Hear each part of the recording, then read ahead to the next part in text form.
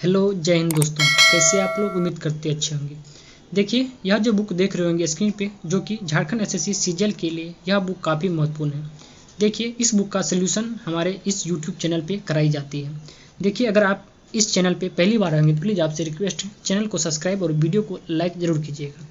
देखिए, इस वीडियो से पहले अब तक हम इसका बुक का उपन्यास का सभी टॉपिक और नाटक के सभी टॉपिक को अपलोड कर दिए हैं। कहानी का आज हम इसमें दूसरा टॉपिक देखेंगे, जो कि वस्तुनिष्ठ प्रश्न को। देखिए, अगर आपको इस सभी का पीडीएफ प्राप्त करना चाहते हैं बिल्कुल फ्री ऑफ कॉस्ट में, तो आप हमारे टेलीग्राम ग्रुप को ज्वाइन करके इसका पीडीएफ प्राप्त कर सकते हैं।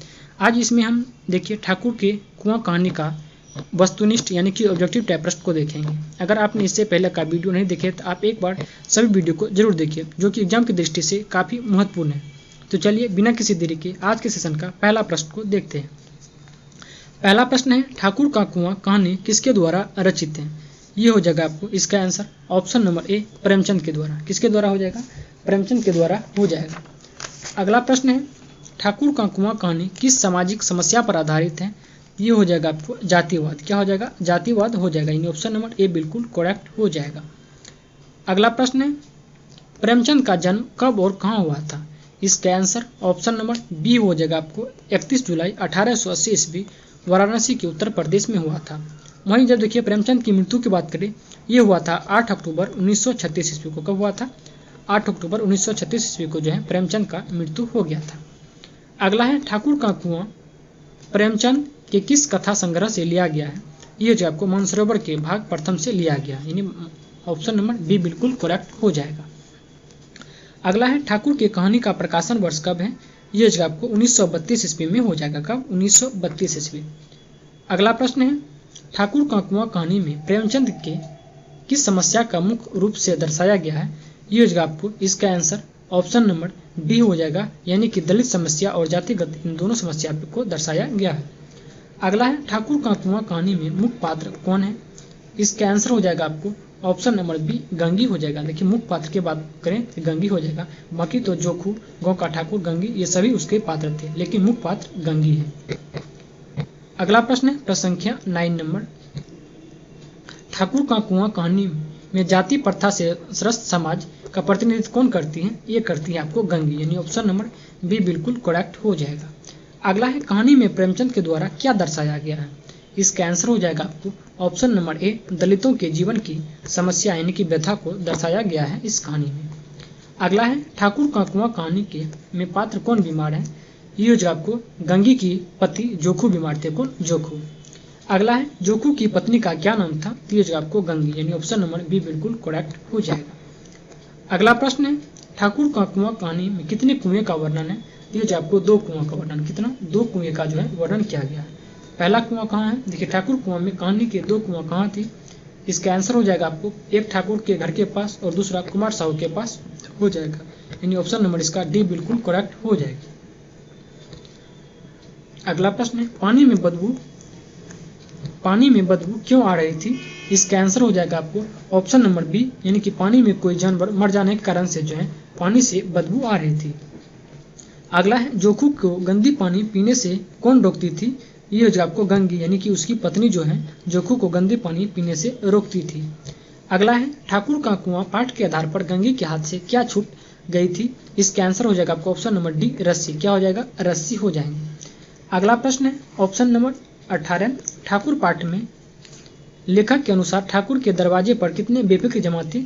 ये हो जाएगा आपको 10-5, यानी ऑप्शन नंबर ए बिल्कुल करेक्ट हो जाएगा। अगला प्रश्न है 19 नंबर, ठाकुर का कुआं पाठ के आधार पर दम्बे पांव ठाकुर के कुएं पर कौन चढ़ी थी? ये जो आपको गंगी चढ़ी थी, यानी ऑप्शन नंबर सी बिल्कुल करेक्ट हो जाएगा। अगला प्रश्न है 20 नंबर, ठाकुर का कुआं पाठ में कुंभी की धुंधली रोशनी किस पर आ रही थी? ये जो आपको कुआं पे आ रही थी। कहाँ पे? कुआं पे। अगला है, ठाकुर का कुआं पाठ के आधार पर बताइए कि किसका विद्रोही मन रीति रिवाज, पाबंदियों और मजबूरियों की चोट करने लगी थी? ये हो जाएगा आपको गंगी का। किसका? गंगी, यानी ऑप्शन नंबर डी बिल्कुल करेक्ट हो जाएगा। अगला है, ठाकुर का कुआं कहानी के द्वारा लेखक क्या उजागर करना चाहते हैं? इसका आंसर हो जाएगा आपको ऑप्शन नंबर ए, गांव में व्याप्त ऊंच नीच एवं अमीरी गरीबी को उजागर करना चाहते हैं। कौन? तो लेखक। अगला है, पानी के उबाल देने से उसकी खराबी जाती रहती है, यह बात किसे मालूम नहीं था? ये जो आपको जोखू और गंगी को इस बात के बारे में जानकारी नहीं थी। अगला प्रश्न है 24 नंबर, गंगी जब ठाकुर के कुएं पर पानी लेने पहुंची तो उस समय कितने बज रहे थे? देखिए उस समय रात के जो है 9 बज रहे थे। कितने? रात के 9। अगला है, किसके दिल में विद्रोही की आवाज उठती है, हम क्यों नीचे हैं और ये लोग क्यों ऊंचे हैं? यह कथन किसका है? ये जो आपको गंगी का कथन है। किसका? गंगी का।